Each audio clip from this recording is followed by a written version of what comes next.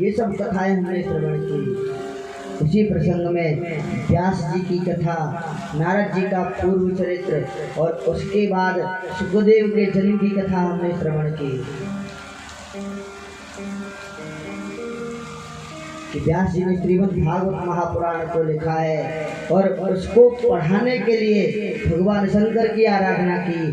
तब शंकर जी ही व्यास जी के यहाँ पुत्र रूप में सुखदेव बन करके आए हैं। सुखदेव भगवान शंकर के अवतार हैं और उन सुखदेव को भगवान वेद व्यास ने श्रीमद् भागवत कथा पढ़ाई है। शौनकादिक ऋषियों ने प्रश्न किया, गुरुजी ये बताइए, राजा परीक्षित तो चक्रवर्ती सम्राट थे, उनका तो पृथ्वी पर एक छत्र शासन था, फिर उन्होंने भागवत कथा क्यों सुनी? उनको कथा सुनने की क्या जरूरत थी?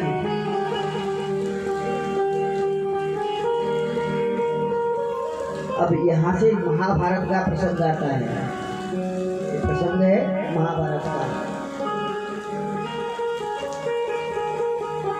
यदा मृधे कौरव संजयाना वीरेष्वथो वीरगतिं गतेषु वृकोदरा विद्यगदाभिमर्श भग्नोरुदण्डे धृतराष्ट्रपुत्रे यदा मृधे कौरव संजयाना। जब उस महाभारत में कौरवों की सारी सेना को पांडवों ने जब युद्ध में हरा दिया है, सब भाग गए हैं और 99 जो कौरव हैं उन्हें भीम ने मार दिया है। केवल एक बचा हुआ है और वो कौन है? दुर्योधन। केवल दुर्योधन बचा है इन कौरवों में।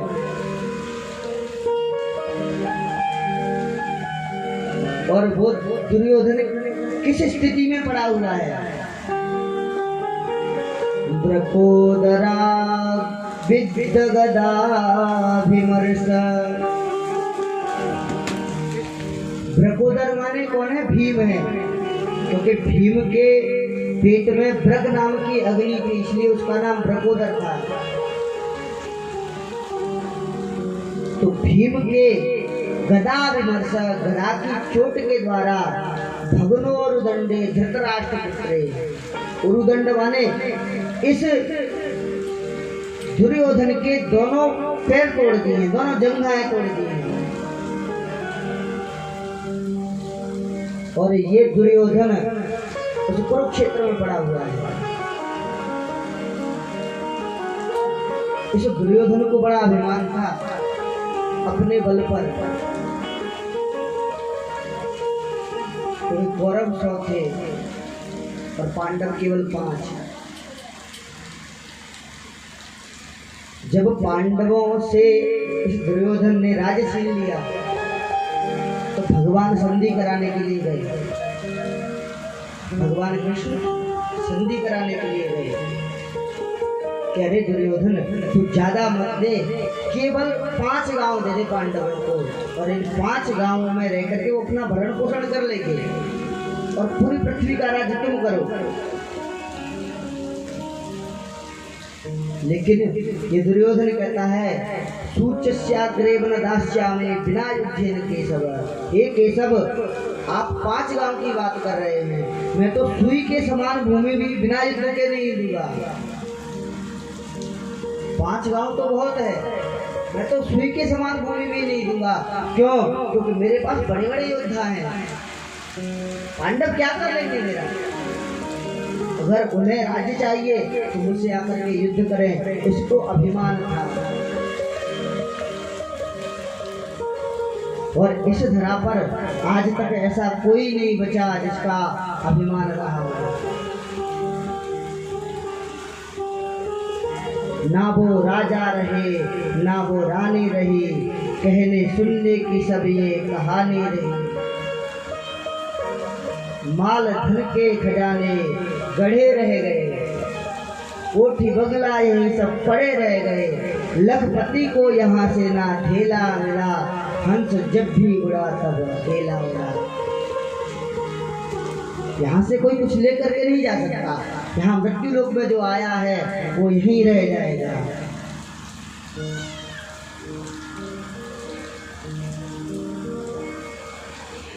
ये दुर्योधन कहता है कि मैं सुई के समान भूमि नहीं दूंगा बिना युद्ध के, और आज वही दुर्योधन कहाँ पड़ा हुआ है? कुरुक्षेत्र के मैदान में पड़ा हुआ है। इसके दोनों पैरों को भीम ने तोड़ दिया है, और कहते हैं इसको सियार और गिद्ध नोच नोच के दिखा रहे हैं।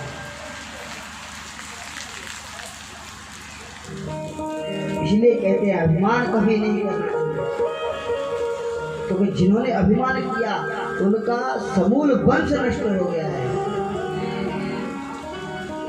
अगर हमारे पास अगर ताकत है तो उसका प्रयोग जीवों की रक्षा के लिए करना चाहिए, ना कि जीवों को कष्ट देने के लिए।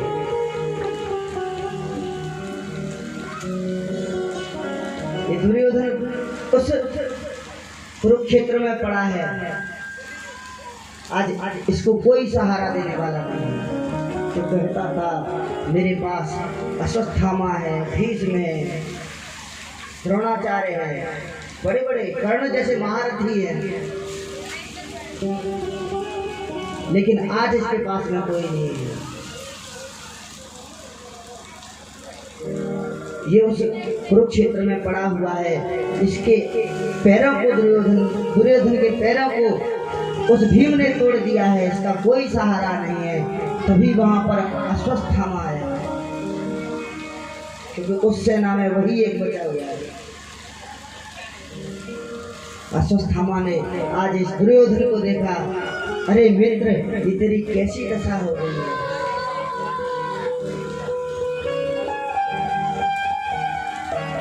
दुर्योधन कहता है अरे अश्वत्थामा, मेरी एक अंतिम इच्छा थी, लेकिन मेरी एक इच्छा पूरी नहीं हुई है।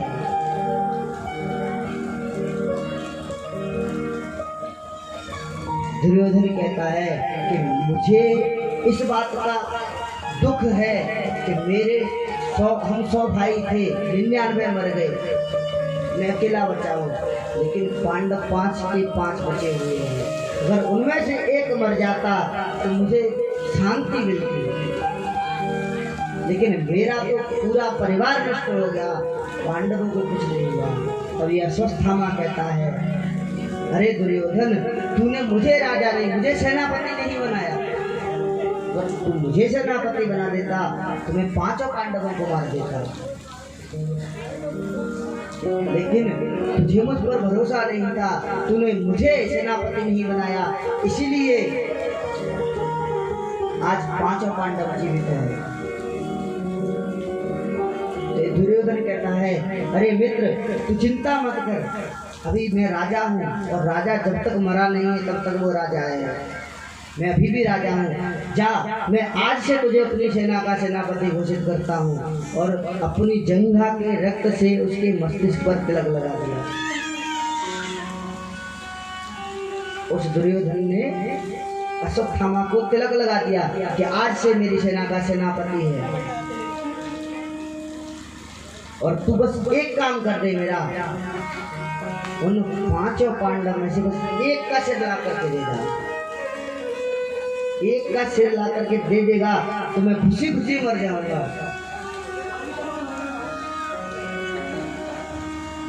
अब आज ये अश्वत्थामा जा रहा है, सोच रहा है कि पांडव इतने बलशाली हैं कि इतनी बड़ी सेना को पराजित कर दिया, तो मैं अकेला कैसे हराऊंगा। तो आज ये सोचते हुए जा रहा है। इसने काकर उलूकन न्याय के द्वारा आज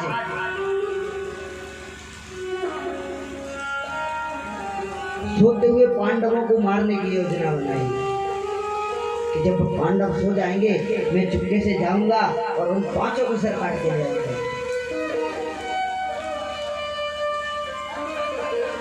जैसे ही रात्रि हुई तो जहाँ पांडव सोते थे वहीं सो गए। भगवान ने उनको जाकर के उठाया, भगवान ने उनको जाकर के उठाया और कहा तुम आज यहाँ मत सो। भगवान उनको लेकर के चले गए। तो कहते पांडवों के जो 5 पुत्र थे वो आकर के उस जगह पर सो गए। और रात में इस अश्वत्थामा ने सोते हुए इन 5 बालकों के सर काट करके ले जा करके उस दुर्योधन को दे दिए। दुर्योधन आज बड़ा प्रसन्न हुआ।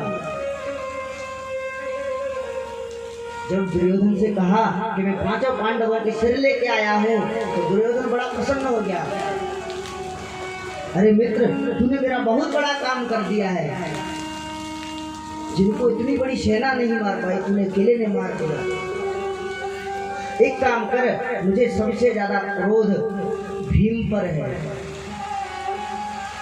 क्योंकि और पांडवों ने मेरे भाइयों को नहीं मारा, सभी कौरवों को भीम ने मारा है। इसलिए तू एक काम कर, मुझे भीम का सिर दे दे।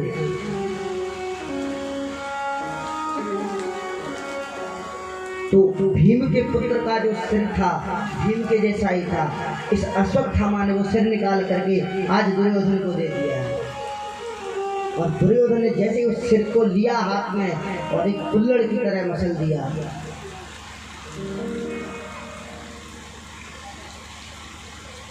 जब कुल्हड़ की तरह मसल दिया तो ये दुर्योधन बोला, अरे अश्वत्थामा, ये तूने अनर्थ कर दिया। आज तो तूने अनर्थ कर दिया। तूने पांडवों के सर नहीं काटे हैं, ये तो पांडवों के पुत्र थे। अरे तूने तो इतना अनर्थ कर दिया है कि अब हमारे वंश में कोई पानी देने वाला भी नहीं बचा। अब हमारे कुल को पानी देने वाला कोई नहीं बचा है, तूने अनर्थ कर दिया है। अश्वत्थामा बोला, अरे तुम्हें कैसे पता है कि भीम का सिर नहीं है? दुर्योधन कहता है कि जब भीम झूठा था तो एक बार माता कुंती भीम को उछाल उछाल के खिला रही थी।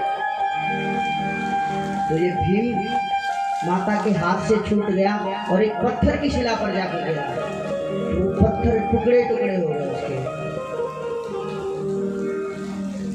क्योंकि भीम का जो सर था वो वज्र का था, इतना कोमल नहीं था एक कुल्हड़ की तरह फूट जाए। तूने आज हमारे कुल में किसी को पानी देने के लिए ही छोड़ा है। और उसी समय इस दुर्योधन के प्राण निकल गए, क्योंकि इसको वरदान था कि जब सुख और दुख एक साथ ऐसे होंगे तभी इसकी मृत्यु होगी। जब इसने सुना कि 5 पांडव मर गए तो इसे बहुत खुशी हुई, लेकिन जैसे ही इसे पता चला कि अब हमारे कुल में किसी को कोई पानी देने के लिए भी नहीं बचा है, उसे बड़ा कष्ट हुआ और उसी समय इसके प्राण निकल गए। और इधर सवेरा जब हुआ और द्रौपदी ने जाकर के देखा अपने 5 पुत्रों को कि उनका धड़ पड़ा हुआ है, सिर नहीं है,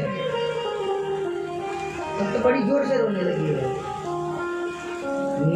माता शिशूनां निधनं सुतानां निशम्य घोरं परितप्यमाना। माता शिशूनां निधनम, जब माता ने अपने शिशुओं का निधन सुना है, द्रौपदी ने देखा कि मेरे 5 पुत्र मर गए हैं, तो बड़ी जोर जोर से रोने लगी है। निशम्य घोरम परितप्यमाना, बड़ी जोर जोर से रोने लगी है। तब सभी आकर के इकट्ठे हो गए, देखा कि 5 पुत्रों का धड़ पड़ा हुआ है। ये किसी के छोटे छोटे बालकों को कोई आकर के सोते समय मार जाए।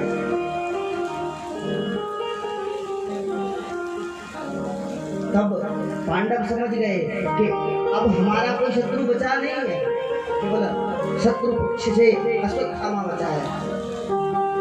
ये उसी अश्वत्थामा का काल है। तब तो आज अर्जुन गए हैं अश्वत्थामा को पकड़ने के लिए और उसको बांध करके ले आए हैं।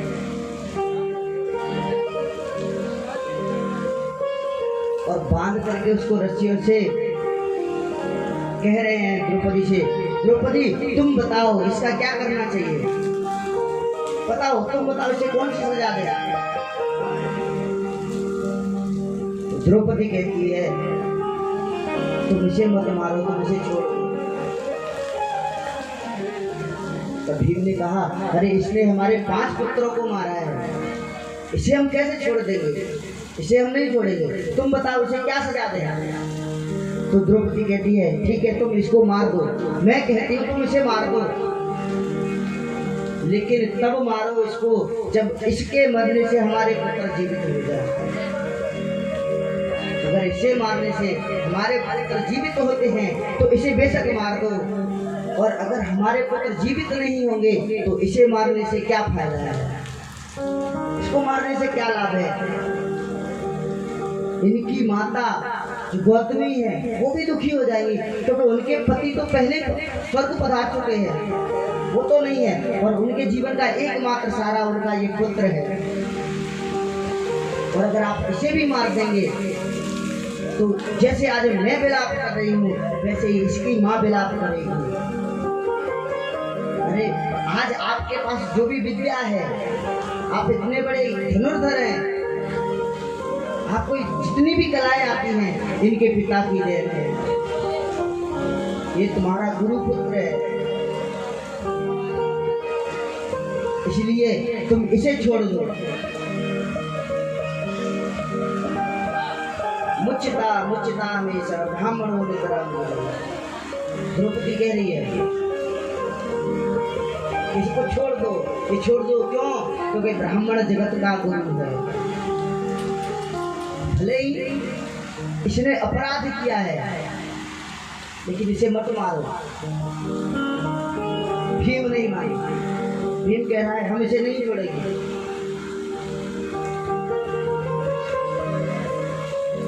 तो जाकर के भगवान से पूछा है, भगवान कृष्ण खड़े थे, उनसे पूछा हे केशव आप बताओ क्या करना चाहिए, इसको कौन सी सजा देनी चाहिए।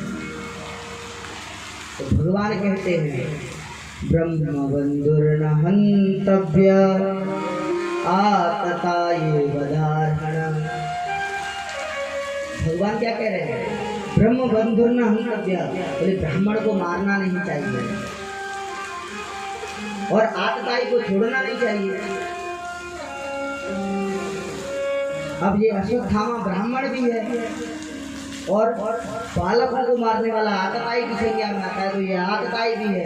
अब भगवान कह रहे हैं कि ब्राह्मण को मारना नहीं चाहिए और आतताई को छोड़ना नहीं चाहिए। अब ये ब्राह्मण भी है, आतताई भी है। तो भीम बोला महाराज अगर न्याय करने वाले 2-4 लोग आपके जैसे हो गए तो न्याय हो गया। अगर 2-4 लोग आपके जैसे न्याय करने वाले हो गए तो न्याय हो गया, क्योंकि आप कह रहे हैं कि इसको मार भी दो और इसको छोड़ भी दो, ऐसा कैसे हो सकता है। जैसे कभी कभी लौकिक व्यवहार में भी देखा जाता है, जैसे कोई व्यक्ति बैठा है, अब उसने कोई बात कही, सामने वाला कहेगा हाँ तुम सही कह रहे हो, और वहाँ दूसरा कोई व्यक्ति बैठा है वो उसको बात को काट देगा बिल्कुल, वो ये कहेगा हाँ मैं तो तुम भी सही रहा, और दोनों में सही तो एक ही होगा, दोनों नहीं हो सकते। तो भीम कह रहा प्रभु आपके जैसे 2-4 न्यायाधीश हो गए, न्याय करने वाले हो गए तो हो गया न्याय।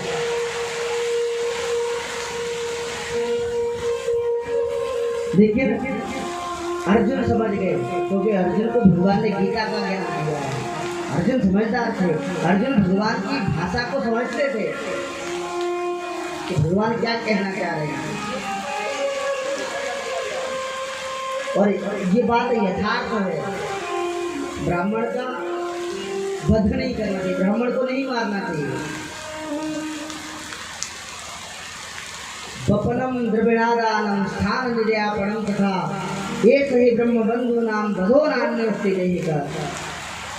अगर ब्राह्मण का अगर अपमान कर दिया जाए समाज में तो वो ब्राह्मण की मृत्यु के समान है। इसलिए ब्राह्मणों का दैहिक वध नहीं करना चाहिए, मारना नहीं चाहिए ब्राह्मण को। ब्राह्मण का अगर अपमान हो गया समझ लो वो ब्राह्मण खत्म हो गया, उसकी मृत्यु हो गई।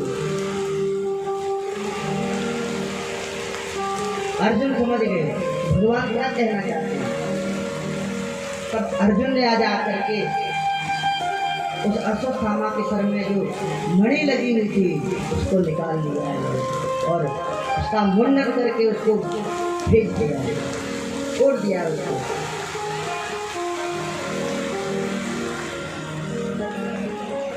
अगर ब्राह्मण का अपमान हो जाए उससे बड़ी कोई मृत्यु नहीं है ब्राह्मण के लिए, क्योंकि ब्राह्मणों को सर्वश्रेष्ठ पद मिला हुआ है। तो आज इस अश्वत्थामा को निकाल दिया है, लेकिन इस अश्वत्थामा के मन में बदले की आग आ गई। तो कहने लगा मैं इन पांडवों को पानी देने लायक नहीं छोड़ूंगा, इनके कुल में ऐसा कोई नहीं रहेगा जो इन्हें पानी दे, मैं इनसे बदला जरूर लूंगा। और ये क्रोध में आज चला गया है।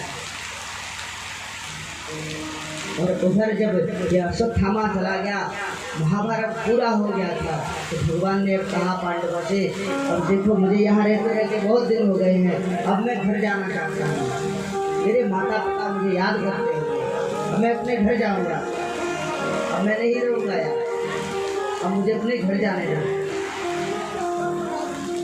लेकिन जैसे ही भगवान रथ पर चढ़े आज द्वारका जाने के लिए, तो सामने से रोती हुई उत्तरा आई है, भागती हुई आ रही है। और ये रोती हुई क्यों आ रही है? क्योंकि इस अश्वत्थामा ने आज ब्रह्मास्त्र चला दिया है। और वो ब्रह्मास्त्र कहाँ गया है? सीधे गर्भ में गया है, जहाँ पर परीक्षित महाराज है। अभिमन्यु की जो पत्नी है उत्तरा, अब उसके गर्भ में परीक्षित महाराज हैं और ये इनके वंश के आखिरी हैं। तो ये अश्वत्थामा सोच रहा है कि मैं इस गर्भ को ही नष्ट कर दूंगा तो इनके कुल में कोई पानी देने के लिए नहीं बचेगा पांडवों को। इसलिए उत्तरा के गर्भ पर आज वो ब्रह्मास्त्र चला दिया है। जैसे ही वो ब्रह्मास्त्र चलाया है तो उत्तरा का गर्भ जलने लगा है। तो उत्तरा रोती रोती भागती हुई भगवान के पास में आ रही है और भगवान रथ पर बैठकर जाने के लिए तैयार है। उत्तरा कह रही है, पाए पाहे महायोगिन देव देव जगतपते नान्यत् अभयं पश्ये यत्र मृत्युः परस्परम्। पाहि पाहि महायोगी, हे महान योगी आप मेरी रक्षा करो। देव देव जगतपति, हे देव हे जगतपति आप मेरी रक्षा करो। तो भगवान ने कहा उत्तरा देखो ये तुम्हारे 5 ससुर खड़े हुए हैं यहाँ, तो तुम मेरे पास आ रही हो रक्षा के लिए, तुम इनसे कहो ये तुम्हारी रक्षा करेंगे, इनसे कहो ये तुम्हारी रक्षा करेंगे। इस तरह कहती है, हे प्रभु ये सब संसारिक जीव हैं, ये सब जीने मरने वाले हैं, जो खुद ही मरने वाले हैं, वो मेरे गर्भ को कैसे बचा सकते हैं? अगर किसी को जीवन दान वही दे सकता है जो खुद अमर हो। अगर कोई व्यक्ति बंधा हुआ है, अगर उससे कहा जाए कि वो आँख को खोल दे तो क्या वो खोल सकता है? नहीं खोल सकता। तो ये उत्तरा कह रही है, प्रभु ये सब जीने मरने वाले हैं, अभयदान तो केवल आप ही दे सकते हैं। रामम दहत राम नाथ मामे गर्भो निपात्यताम। ये जो ब्रह्मास्त्र है ये मेरे गर्भ को जला रहा है। प्रभु मैं भले ही मर जाऊं लेकिन मेरे बालक को कुछ नहीं होना चाहिए। और ये माताओं का ये प्रेम है, प्रत्येक माता अपने बालक को खुश रखना चाहती है, खुद कष्ट सह लेगी लेकिन बालक को कष्ट नहीं होने देगी। तो ये उत्तरा कह रही है, प्रभु मैं भले ही मर जाऊं पर ये बालक जीवित रहना चाहिए, आप इसकी रक्षा करो।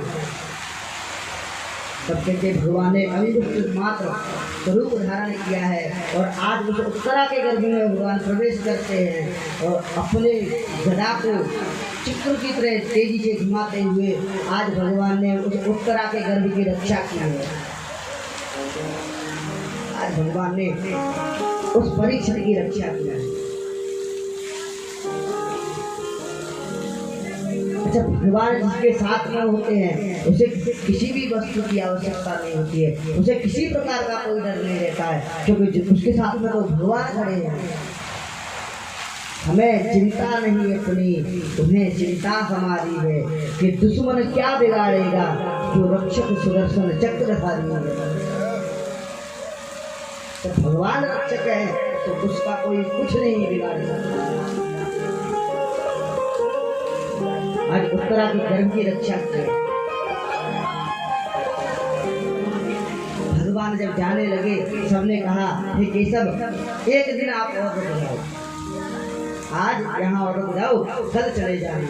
भगवान बोले ठीक है, आज मैं रुक जाता हूँ और आप सबसे मैं बहुत प्रसन्न हूँ।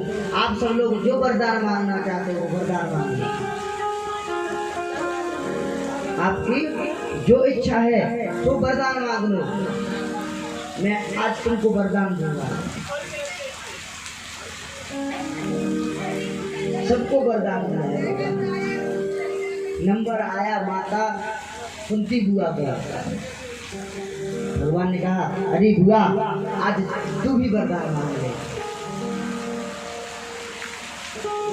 बुआ कहती है कि सब मुझे कुछ नहीं चाहिए, अरे मेरे पास तुम हो, मुझे और क्या चाहिए संसार से, मुझे कुछ नहीं चाहिए। भगवान बोले नहीं नहीं बुआ, कुछ ना कुछ तो मांग, आज मैं बड़ा प्रसन्न हूँ, मैं आज दूंगा तुझे, बता तेरी क्या इच्छा है।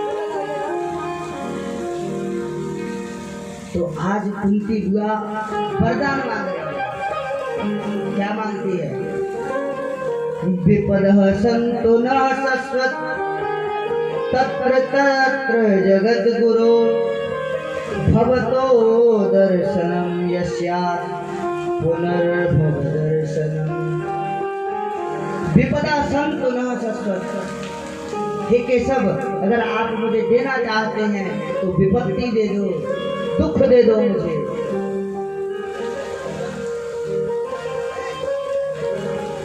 तो भगवान कहने लगे अरे बुआ, आपका संपूर्ण जीवन तो दुखमय बीता है, आज तक आपको कोई सुख नहीं मिला, और आज मैं खुश होकर के कह रहा हूँ कि तुम्हारी जो इच्छा है सो मांग लो, फिर भी आप दुख मांग रही हैं।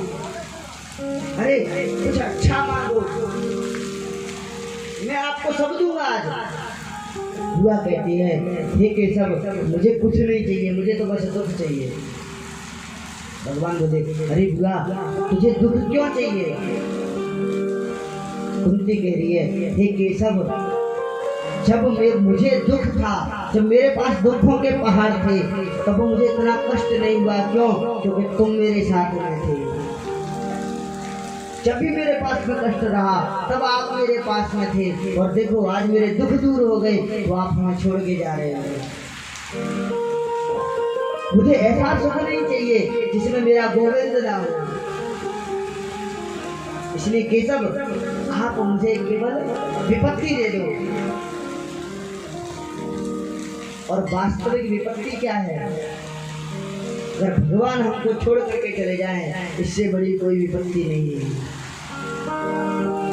विपदो नैव विपदः संपदो नैव संपदः, विपदः विस्मरणं विष्णु संपत् नारायणस्मृति। विपत्ति विपत्ति नहीं है और संपत्ति संपत्ति नहीं है, लेकिन विपत्ति क्या है? जिसमें हम भगवान को भूल जाएं वो विपत्ति है, और जिसमें हम भगवान को याद करें वो संपत्ति है। बुआ कह रही है केशव, मुझे ऐसा सुख नहीं चाहिए जिसमें मेरा गोविंद नहीं है। दुख के माथे सिल पर जावे हरि बेसराय, बलिहारी वा दुख के जो पल पल नाम रटाए।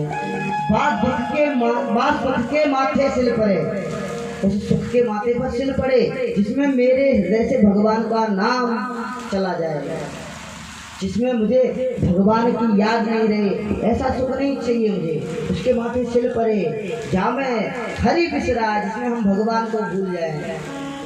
बलिहारी बात दुख की, मैं तो उस दुख पे बलिहार हूँ जो मुझे पल पल नाम रटाता है। और वैसे भगवान का जिस व्यक्ति पर विशेष प्रेम होता है उसे दुख ही दुख मिलते हैं। आप भक्तों की कथाएं उठा उठा करके देख लिए, जो भगवान के जितने बड़े भक्त थे उतने ही ज्यादा कष्ट में रहे। चाहे सुदामा देख लो, चाहे मीरा देख लो, उनके जीवन में बहुत ज्यादा कष्ट आते हैं। क्यों? क्योंकि दुख जब आता है तो व्यक्ति भगवान को याद करता है और सुख में भूल जाता है। इसलिए अब हम भगवान से जब प्रेम करते हैं तो भगवान भी सोचते हैं कि इसका हमसे प्रेम बना रहे, तो भगवान उससे जो उसकी प्रिय वस्तु है उनको छीन लेते हैं, तो वो भगवान को याद करता है उसी के सहारे। इसलिए विपत्ति जीवन में बहुत जरूरी है। बुआ कह रही है कि सब मुझे कुछ नहीं चाहिए, मुझे बस देना है तो दुख दे दे, और दुख के अलावा मुझे कुछ नहीं चाहिए।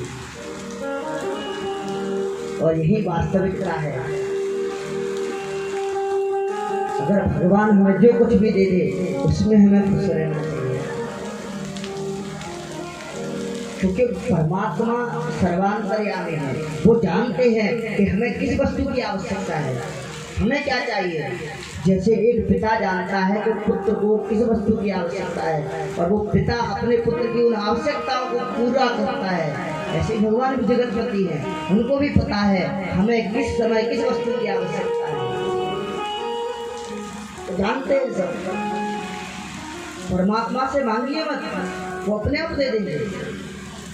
अच्छा, मांगना जो काम है वो छोटे लोगों का है, मांगना काम छोटे लोगों का है, लेकिन हम इतने उदार बने, परमात्मा से मांगे नहीं, बस उसका ध्यान करें। और वो जगत पिता है, अगर हम मांग लेंगे तो हो सकता है हमें वो जो मांगी हुई वस्तु प्रदान करे, अगर हम नहीं मांगेंगे तो उससे भी ज्यादा प्रदान करेगा, क्योंकि वो सब जानता है। हम सोचते हैं कि वो नहीं जानता है, वो हमारे अंदर ही बैठा है, कहीं बाहर नहीं है, तो हमारे अंदर है, हमारी सभी जरूरतों को जानता है। इसलिए अगर परमात्मा चाहे सुख दे चाहे दुख दे, उसमें खुश रहना चाहिए। एक बड़ा प्यारा भाव है, एक व्यक्ति कह रहा है, हे प्रभु तेरे फूलों से भी प्यार, तेरे कांटों से भी प्यार, तू जो भी देना चाहे दे दे मेरे करतार, हे करतार आप जो भी कुछ देंगे मैं तो उसी में खुश हूँ। आइए जो में गुनगुनाते हैं। तेरे फूलों से भी प्यार, तेरे कांटों से भी प्यार, तेरे फूलों से भी प्यार, तेरे कांटों से भी प्यार, तू जो भी देना चाहे दे दे मेरे करतार, चाहे दे मेरे करतार, तेरे फूलों से भी प्यार, तेरे कांटों से भी प्यार।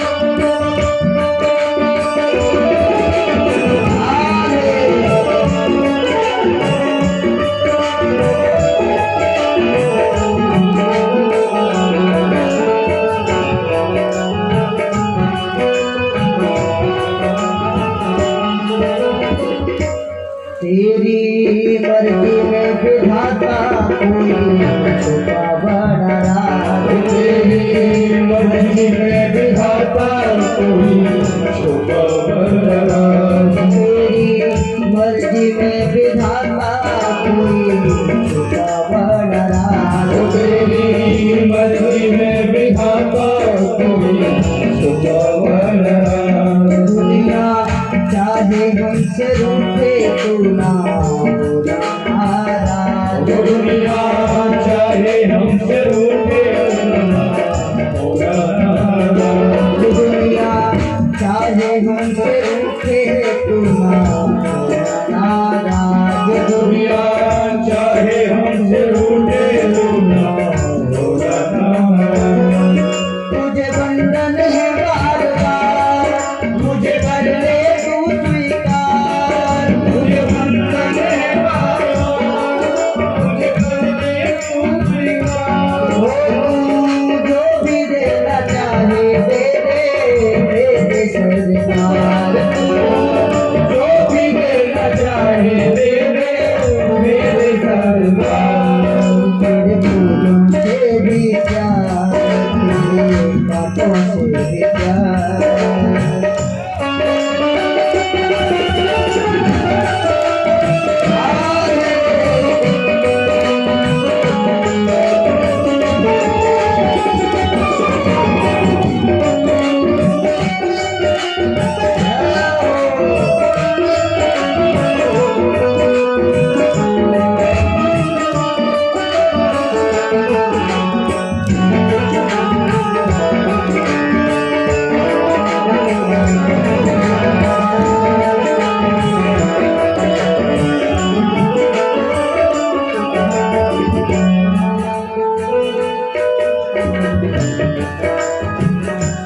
चाहे सुख दे या दुख चाहे खुशी दे या गम चाहे सुख दे या दुख चाहे खुशी दे या गम। चाहे सुख दे या दुख चाहे खुशी दे या गम चाहे सुख दे या दुख चाहे खुशी दे या गम। दाता जैसे भी रखेगा वैसे देंगे हम दाता जैसे भी रखेगा वैसे देंगे हम। मालिक जैसे भी रखेगा वैसे देंगे हम मालिक जैसे भी रखेगा वैसे देंगे हम। तुझे बंधन है बार बार तुझे बंधन है बार बार मुझे कर ले तू स्वीकार मुझे कर ले तू स्वीकार जो भी देना चाहे दे दे मेरे करतार तू जो भी देना चाहे दे दे मेरे करतार। तेरे फूलों से भी प्यार तेरे गानों से भी प्यार तेरे गानों जो भी देना चाहे दे दे मेरे करतार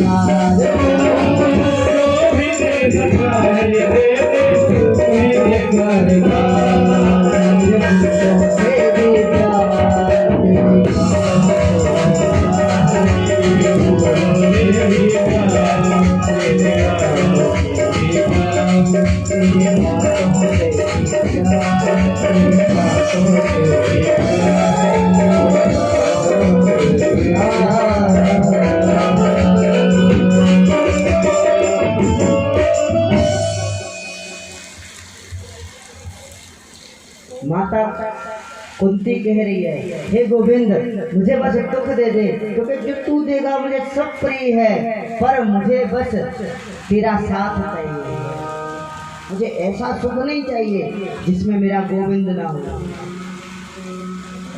इसलिए केशव मुझे दुख दे दो भगवान ने कहा अरे बुआ अब मैं आपको दुख नहीं दे सकता क्योंकि आपने अपने जीवन में आज तक दुख ही दुख को भोगा है।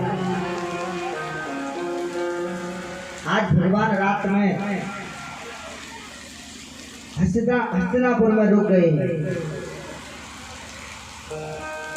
और जब रात में भगवान सोने के लिए गए तो मध्य रात्रि में देखा कि आज युधिष्ठिर जी को नींद नहीं आ रही है।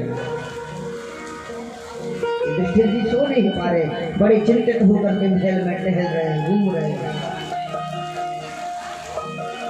उनका चेहरा एकदम से मुरझाया हुआ है, बड़े दुखी दिखाई दे रहे हैं। भगवान ने देखा, अरे बड़े भैया आप इतनी रात्रि में यहाँ क्या कर रहे हैं? आप इतने दुखी क्यों दिखाई दे रहे हैं? क्या हुआ है आपको? ये समय तो खुशी मनाने का है। अरे आपने विजय प्राप्त की है, आपको राज्य मिला है, आपको तो खुश होना चाहिए। और आप यहाँ दुखी होकर के टहल रहे हैं। आप दुखी मत हो, आप खुश हो जाओ। युधिष्ठिर जी कहते हैं, अरे केशव, मैं कैसे दुखी हो जाऊँ, मैं कैसे खुश हो जाऊँ? मुझे दुखी होना चाहिए इस समय, क्योंकि मैंने इस नासवान राज्य के लिए कितनी अच्छी सेना मरवा दी, मैंने कितने लोगों को मरवा दिया इस राज्य के लिए।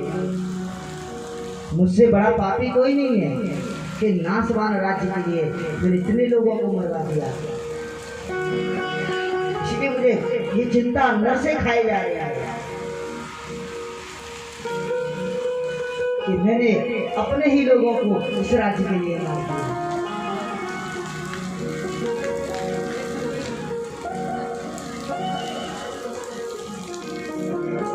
इसलिए केशव, मुझे नींद नहीं आ रही है। भगवान ने समझाया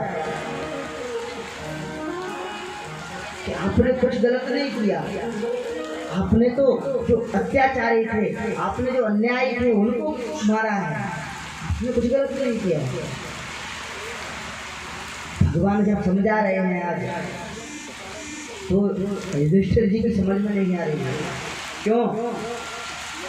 क्योंकि युधिष्ठिर जी बड़े हैं, भगवान कृष्ण छोटे हैं, वो बड़े भाई हैं कृष्ण के। और जब कोई छोटा उपदेश अगर बड़े को करता है तो बड़े की समझ में नहीं आती है। समझने के लिए बड़े का भाव होना बहुत जरूरी है। अगर कोई छोटा बालक हमें अगर कोई बात समझाएगा तो हमारी समझ में नहीं आएगी, और उसी बात को कोई बड़ा व्यक्ति आकर के कह देगा, हम तुरंत मान लेंगे। भगवान की बात युधिष्ठिर महाराज नहीं समझ रहे।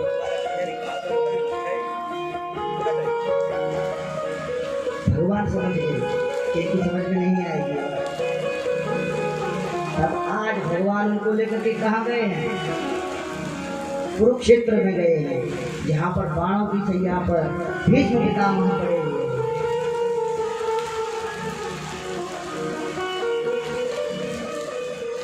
आज भगवान सभी पांडवों को लेकर के आज जैसे ही भीष्म पितामह के यहाँ पर पहुँचे हैं, भीष्म पितामह बाणों की सैया पर पड़े हुए हैं, उनके शरीर से रक्त बह रहा है, रक्त की धार लगी है नीचे। और जैसे ही भगवान को देखा, देखते ही बड़े प्रसन्न हो गए,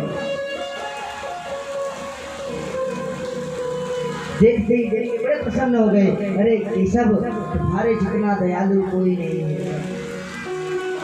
मुझे पता है कि अब मेरे इस शरीर को त्यागने का समय आ गया है, तो अंतिम समय पर तुम मुझे दयालु हो, तो मुझे दर्शन देने के लिए आए। आप मुझे अंतिम समय, क्योंकि अब मैं तो जा नहीं सकता, इसलिए आप दयालु बनकर मुझे यहाँ दर्शन देने के लिए आए हैं। केशव, आपसे बड़ा कोई दयालु नहीं है। मैं जानता हूँ आपकी दयालुता को, मुझे पता है। आज भीष्म पितामह उन बातों को याद करते हैं जो महाभारत के काल में भीष्म पितामह ने देखी। एक बार भीष्म पितामह ने प्रतिज्ञा कर ली कि कल मैं पांडवों को छोड़ूंगा नहीं, कल का सूर्यास्त नहीं देखेंगे पांडव, पांचों पांडवों को मार दूंगा नहीं। भीष्म पितामह याद कर रहे हैं ये बात, सोच रहे हैं कि भगवान कितने बड़े दयालु हैं। भीष्म पितामह ने प्रतिज्ञा कर ली कि मैं पांडवों को छोड़ूंगा नहीं, और या फिर भगवान को शस्त्र कहा दूंगा। आज मैं हरि शस्त्र न कहा, तोला जो गंगा जननी को शांतनु सुत न कहा। भीष्म पितामह की प्रतिज्ञा थी कि अगर भगवान ने अगर अस्त्र शस्त्र नहीं उठाया तो मैं इन पांडवों को मार दूंगा, मजबूर कर दूंगा। या तो भगवान को शस्त्र उठाना पड़ेगा या फिर पांडव नहीं बचेंगे। अब रात्रि में सभी पांडव सो रहे हैं और भगवान बड़े चिंतित हैं, भगवान को बड़ी चिंता हो रही है।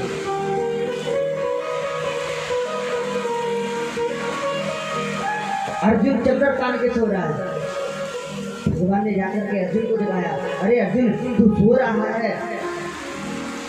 और उधर भीष्म पितामह ने प्रतिज्ञा कर ली है, प्रभु तुम सबको मार देंगे, तुमको चिंता नहीं है, तुमको बिल्कुल भी टेंशन नहीं है, तुमको नींद कैसे आ सकती है, तुम्हें तो इस समय चिंतित होना चाहिए। अर्जुन बोला कि सब मुझे बहुत नींद आ रही है, तुम मुझे सोने दो, क्योंकि मैंने अपनी सारी चिंता तुमको दे दी है। मैं इसलिए सो रहा हूँ क्योंकि आप इतनी चिंता में हैं। मैंने अपनी सारी चिंता तुमको दे दी है। देखो मैं तो सो रहा हूँ लेकिन तुमको चिंता हो रही है, इसलिए केशव मुझे अपनी चिंता नहीं है, मुझे सोने दो। और वास्तविकता यही है, जिस व्यक्ति का जीवन परमात्मा के सहारे होता है उसका संसार कुछ नहीं बिगाड़ सकता।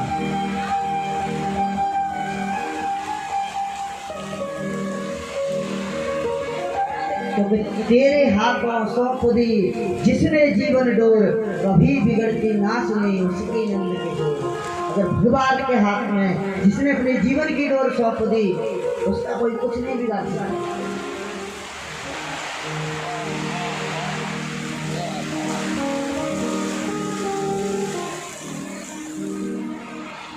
भीष्म पितामह की प्रतिज्ञा है और इधर अर्जुन सुन नहीं रहा है, भगवान बड़े परेशान हैं। भगवान सोचने लगे अब मैं क्या उपाय करूं कि इनका उद्धार हो, ये बच जाए कल। भीष्म पितामह इनको छोड़ेंगे नहीं। तब आज भगवान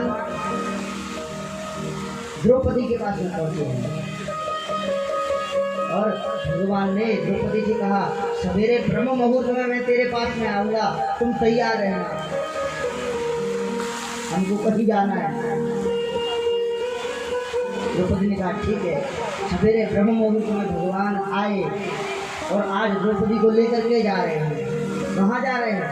भीष्म पितामह स्नान करके ब्रह्म मुहूर्त में आ रहे थे और उसी समय दुर्योधन की पत्नी रोज उनसे जा करके उनको प्रणाम करती और आशीर्वाद प्राप्त करती थी, आशीर्वाद लेती थी। आज भगवान द्रौपदी को लेकर के गए और द्रौपदी जब चलने लगी तो उसकी पायल बजने लगी। भगवान बोले एक काम करो, तुम पायल बजा दो। भगवान ने पायल ले ली, चप्पल की आवाज़ हो रही थी। भगवान बोले देखो ये चप्पल भी तुम मुझे दे दो, आवाज़ हो रही कोई जब जाएगा देख लेगा, इसलिए तुम ये चप्पल भी मुझे दे दो। और भगवान ने वो चप्पल अपने पीताम्बर में लपेट के कांच में दबा के भगवान चले जा रहे हैं आज द्रौपदी को लेकर के। और आज वहाँ पहुँचे हैं कहाँ? भगवान एक पेड़ के पीछे छुप गए, उधर से भीष्म पितामह आ रहे थे। जाके द्रौपदी ने प्रणाम किया भीष्म पितामह को। भीष्म पितामह कहते हैं पुत्री सौभाग्यवती हो गए, वरदान दे दिया कि सौभाग्यवती हो जाओगे।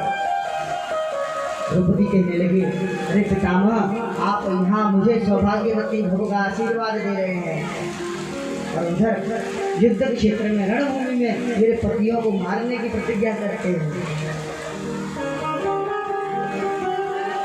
अरे आप ही तो मेरे सौभाग्य को छीनने वाले हैं। भीष्म पितामह ने पूछा अरे कौन है तू? जैसे ही पर्दा घूंघट उठाया, अरे तुम यहाँ कैसे आई? भीष्म पितामह समझ गए कि ये अकेली नहीं आ सकती, ये चाल इसकी नहीं है, इस राजनीति के पीछे किसी दूसरे का हाथ है। भीष्म पितामह इधर उधर देखने लगे तो झाड़ियों के पीछे भगवान खड़े थे, खड़ामों दवाई काम। भीष्म पितामह ने कहा अच्छा तो इनकी चाल है ये। द्रौपदी से कहा अरे द्रौपदी तू चिंता मत कर, साक्षात द्वारिकाधीश जिसकी खड़ामों को अपने सीने से लगा करके खड़ा है, उसके स्वाद को कौन छीन सकता है? इसकी सामर्थ्य इतनी कि तेरे स्वाद को छीन ले, और जो भगवान का है उसका कोई कुछ नहीं छीन। इसलिए तू चिंता मत कर, तू जा। यहाँ मेरी और तेरी लड़ाई नहीं है, यहाँ तो मेरी और कन्हैया की लड़ाई है, यहाँ भक्त और भगवान की लड़ाई है। अब ये तो कल उस रण क्षेत्र में ही पता चलेगा कि जीतेगा कौन। आज जीतेगा कौन? भक्त जीतता है कि भगवान दूसरे दिन युद्ध हुआ। इसको सही से लगाओ, गिरना भीष्म पितामह ने अर्जुन के पूरे शरीर को बाणों से छलनी कर दिया। हवा में गिरना जाए, किसी को लग जाए। अर्जुन कह रहा है केशव अब मैं भाग जाऊंगा, अब मैं युद्ध नहीं कर सकता, अब मैं यहाँ नहीं रुक पाऊंगा, आप कुछ करो। अर्जुन को आज दुखी देखा तो भगवान रथ का पहिया लेकर के आज दौड़े हैं भीष्म पितामह की तरफ। जैसे भगवान को उस रथ का पहिया को लेते हुए भीष्म पितामह ने देखा है, भागते आकर के चरणों में गिर गए, प्रभु आपसे बड़ा कोई नहीं है, अपना मान भले टल जाए भक्त का मान न टलते। भगवान इतने भक्तों के लिए अपनी जो प्रतिज्ञा उसको भगवान तोड़ देते हैं। भगवान से बड़ा दयालु कोई नहीं है। भगवान अपने वचन को एक बार तोड़ देंगे, लेकिन अपने भक्तों के वचन को कभी नहीं तोड़ते हुए।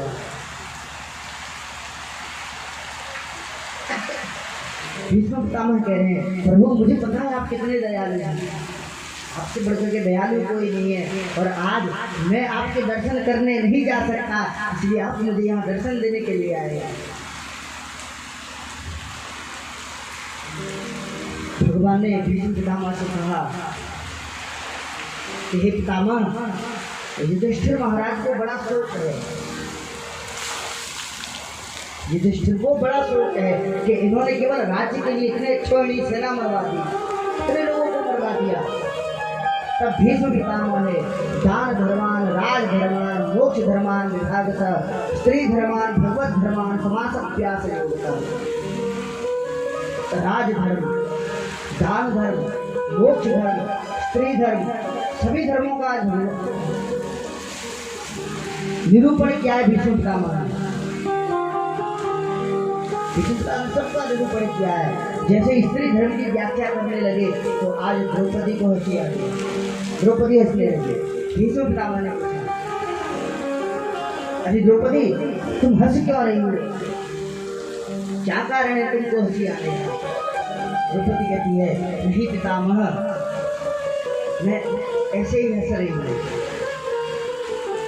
बिना कारण के हंस रही हूँ। भीष्म पितामह बोले बेटा कुलवती स्त्रियां जो होती हैं बिना कारण के नहीं हंसती, हमारी इस हंसी के पीछे जरूर कोई रहस्य है। द्रौपदी कहती है पितामह अगर आप जानना ही चाहते हैं तो मैं बस इतना जानना चाहती हूँ, आज आप स्त्री धर्म की इतनी विस्तृत व्याख्या कर रहे हैं, इसलिए ये ज्ञान कहाँ गया था जब वो दुष्ट दुशासन खरी सभा में मेरा चीर खींच रहा था, उस समय ये ज्ञान कहाँ था? मैंने आपकी तरफ देखा था, मुझे भरोसा था कि आप मेरी रक्षा करेंगे, लेकिन आपने मेरी रक्षा नहीं की और आज आप स्त्री धर्म की व्याख्या कर रहे हैं। भीष्म पितामह ने कहा अरे पुत्री तेरी बात वास्तव में सत्य है, तू जो कह रही है वो सत्य है। क्यों? क्योंकि बेटा उस समय दुष्ट उस दुर्योधन का अन्न खा खा के मेरी बुद्धि दूषित हो गई थी, मेरे शरीर में दूषित रक्त था, जिसके कारण मैं सही और गलत का निर्णय नहीं कर पाया। क्या सही है क्या गलत है मैं इसका फैसला नहीं कर पाया, और ये वास्तविकता है। यदन्नम भक्षये नित्यं जायते तादृशी प्रजा, आप जैसा अन्न खाते हैं वैसी आपकी बुद्धि हो जाती है। इसलिए अन्न का भी जीवन में बहुत प्रभाव है, अन्न भी अच्छा खाना चाहिए। भीष्म पितामह कह रहे हैं कि बेटा उस समय मेरे शरीर में दूषित अन्न भरा था, इसलिए मैं सही गलत का निर्णय नहीं कर पाया, लेकिन देखो आज इस सरसैया पर पड़े पड़े मेरे शरीर का वो सारा दूषित रक्त आज निकल गया है और मेरी बुद्धि एकदम निर्मल हो गई है। इसलिए मैं आज इस धर्म का निरूपण कर पा रहा हूँ। जब व्यक्ति गलत अन्न खाता है उसकी बुद्धि भी कुंठित हो जाती है, और जो व्यक्ति पसीने का अपनी मेहनत का खाता है उसकी बुद्धि प्रखर रहती है। भीष्म पितामह ने व्याख्या की है, कहा बेटा मैं उस समय उस दूषित अन्न के कारण तुम्हारी रक्षा नहीं कर पाया, लेकिन इस बात का मुझे आज बड़ा अफसोस है, मैंने उस दिन तुम्हारी रक्षा नहीं की। सब प्रसंग चला है, उसके बाद में सूर्य उत्तरायण हुए हैं। आज भीष्म पितामह सोच रहे हैं कि अब मेरे जाने का समय आ गया। भीष्म पितामह की इच्छा मृत्यु थी, अगर वो चाहते तो नहीं मरते, लेकिन भीष्म पितामह सोच रहे हैं कि मेरे अब स्वर्ग लोक जाने के लिए इससे अच्छा कोई समय नहीं है, इस शरीर को त्यागने के लिए इससे अच्छा समय नहीं है। क्यों? क्योंकि गोविंद मेरे सामने खड़े हैं। देहांत काले तुम सामने हो, बंसी बजाते मन को लुभाते। हे प्रभु, अब मेरी कोई इच्छा नहीं है, बस इतनी इच्छा है, और वास्तविकता यही है, अगर हम मरे, हम शरीर को त्यागें, अगर उस समय भगवान का दर्शन हो जाए, इससे बड़ा सौभाग्य नहीं है। रामचरितमानस में दिया है, जन्म जन्म मुनि जितन कराए, अंतराम कह्या बनाए। यहाँ तो मुख से बोलने नहीं आता है, मुख से बोल नहीं पाते भगवान का नाम। भीष्म पितामह कह रहे हैं, प्रभु मेरे तो आप साक्षात सामने खड़े हैं, इससे अच्छा समय नहीं हो सकता। और प्रभु अब मैं जाना चाहता हूँ, पर मेरी आपसे एक प्रार्थना है, मेरी एक पुत्री है, मैं उसे आपको समर्पित करना चाहता हूँ। मेरी जो पुत्री है, मैं उसे आपके चरणों में सौंप करके मैं जाना चाहता हूँ। जब भीष्म पितामह ने कहा कि मेरी पुत्री है, सभी लोग देखने लगे भीष्म पितामह की तरफ, कि अरे ये तो आजीवन ब्रह्मचारी है, फिर इनकी पुत्री कहाँ से आ गई। भीष्म पितामह की शादी नहीं हुई थी, और भीष्म पितामह कह रहे हैं, हे केशव, मेरी एक पुत्री है, मैं उसे तुम्हें देना चाहता हूँ, तुम उसे स्वीकार कर लो। और वो पुत्री कौन सी है? इत रूप मत कल्पिता कृष्णा। कौन सी पुत्री है? ये मति रूपी पुत्री है। इत रूप मति, ये जो मति है, भीष्म पितामह कह रहे हैं, केशव मैं अपनी मति को तुम्हारे चरणों में लगाना चाहता हूँ, छोड़ करके जाना चाहता हूँ। और मेरी मति कैसी है? तृष्णा, इसमें बिल्कुल भी तृष्णा नहीं है। विगतः तृष्णा तृष्णा, जिसमें से तृष्णा चली गई है वो है तृष्णा। मेरी बुद्धि में कोई भी दोष नहीं है, कोई भी पाप नहीं है, ऐसी बुद्धि में आपको सौंप करके जाना चाहता हूँ। और वास्तव में यही होना चाहिए, परमात्मा के चरणों में अपने जीवन को समर्पित कर देना चाहिए। प्रभु ये जीवन तो आपका है, हमारा क्या है? उस परमात्मा की जब कृपा होती है तब हमें ये मनुष्य शरीर मिलता है, ये उसी की कृपा है, तो ये शरीर भी उसी को समर्पित होना चाहिए। भीष्म पितामह स्तुति कर रहे हैं, कह रहे हैं, हे प्रभु ये जीवन तो बस अब तेरे ही हवाले है, मुझे अब कुछ नहीं चाहिए। ये जीवन मैं तुझे सौंप करके अब मैं शांति से रहना चाहता हूँ, अब मैं तेरे चरणों में वास करना चाहता हूँ। जीवन है तेरे हवाले।